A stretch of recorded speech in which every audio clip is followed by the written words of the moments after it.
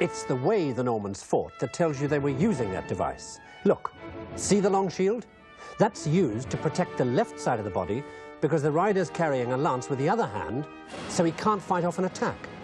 And the only reason you use a lance like that is if you've got the device the Normans were using. The stirrup. The Saxons lost because the Normans were fighting from horseback, thanks to the stirrup.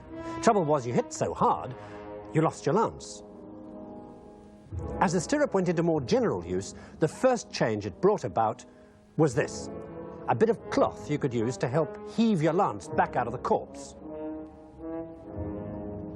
60 years after Hastings, anybody who was anybody was fighting from horseback, wearing more armor to protect themselves, so they were heavier. So while the massive shock of the impact might kill the other guy, it knocked you backwards off your horse, and a fat lot of use you were to anybody in a heap on the ground.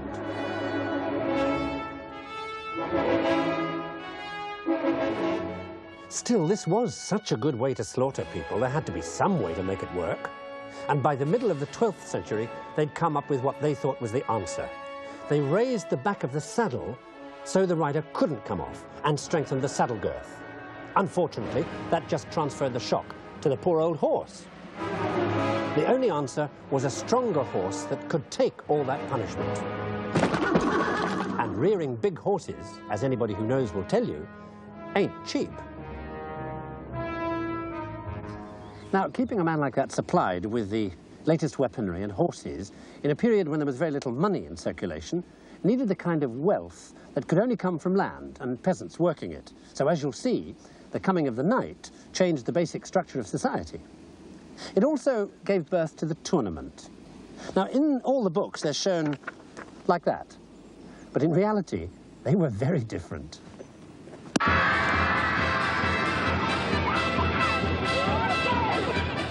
Early on, the tournament was a kind of cross between the circus coming to town and a wild free-for-all, where half the time things ended in absolute shambles with whole towns getting burnt down. Things got so out of hand, even the Pope tried to ban the fun and games. Yes, these were definitely not the days of courtly manners and fair play. But behind all the chicanery and dirty tricks, there were two very good reasons for these affairs, and they both had to do with fighting on horseback. See, the idea of cavalry was a whole new thing, and you needed all the training you could get to use the lance right.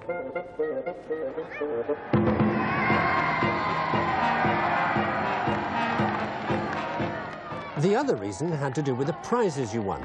You knocked a guy off his horse at a tournament, and you took everything: his armor, his saddle, his horse, the lot.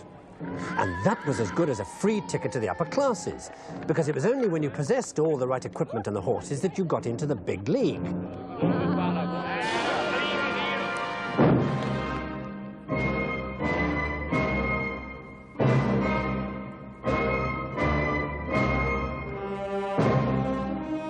By 1250, the Big League was a very exclusive club only the very rich could join, thanks, in the first place, to the stirrup and the way it had led to the fully armoured knight on his massive war horse.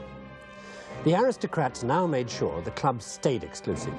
They made knighthood hereditary and took on permanent family names instead of just being son of somebody. And because the armour covered their faces, they needed identification marks to show who they were in battle, so they didn't get clobbered by their own men. These heraldic symbols completed the separation of the aristocrats from the rest. Immensely powerful and immensely rich, the armour-plated upper crust must have felt that they had absolutely got it made.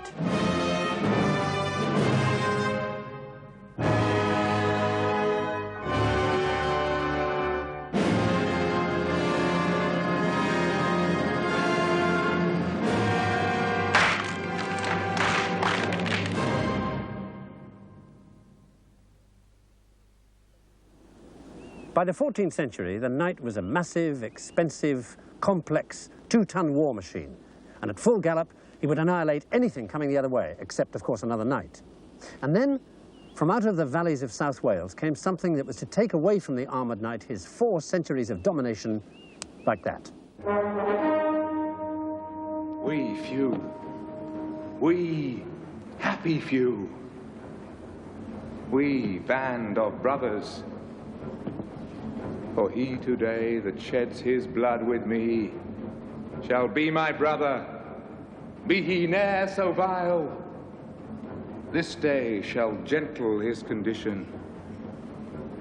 And gentle men in England now abed shall think themselves accursed they were not here, and hold their manhoods chief, whiles any speaks that fought with us upon St. Crispin's Day. That was the Shakespearean version of this man, Henry V, talking about the day when everybody discovered that it was never going to be the same again for the knight on horseback, at the Battle of Agincourt in northern France, between Henry and the French on the morning of October the 25th, 1415. It's funny, isn't it, how we all seem to need big-time heroes like Henry. And yet you read the Shakespeare, the heavy stuff, and you come here to Westminster Abbey and you see the king lying on his tomb and the sword he used in the battle. And you totally lose sight of the fact that as a young man of 28, well, Henry may have been a dab hand with the magic words, but he would have been nowhere in that battle if it hadn't been for the one thing he had and his French enemy didn't. And I don't mean his princely sex appeal. Let me tell you what happened. Henry here had, about 8,000 men, knocked out with fatigue from marching non-stop for 17 days in the rain. About a mile away, across a battlefield of mud, there were 30,000 Frenchmen, half of them fully armoured aristocrats, who'd been up the previous night because they'd slept in their saddles because they didn't want to get their lovely armour dirty. They were an arrogant, overbearing, effete lot, full of death or glory and me first. So when, at about 11 o'clock in the morning, Henry had some arrows shot at this mob in order to get them to do something, anything, because they'd been standing around arguing the toss about who should be running the French army since 7 in the morning, they suddenly upped and charged straight at Henry, straight across a sea of mud, straight onto the stakes that the English had put point up in their path. And that was when Henry played his trump card, didn't you? He called up the secret weapon his grandfather had discovered in the mountains of Wales. And when it came into action, the slaughter was unimaginable.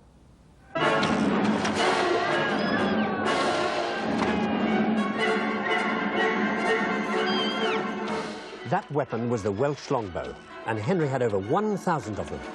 In the hands of a master, the longbow would kill at 400 yards. And in 3 bloody hours, the French were massacred.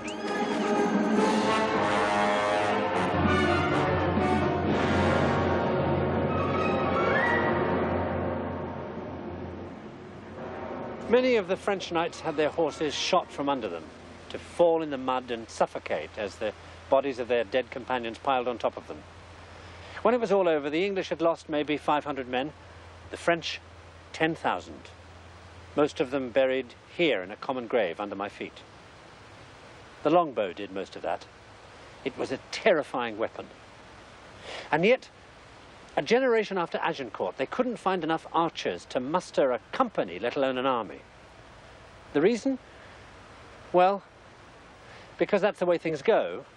The reason has nothing to do with Agincourt or war or weapons.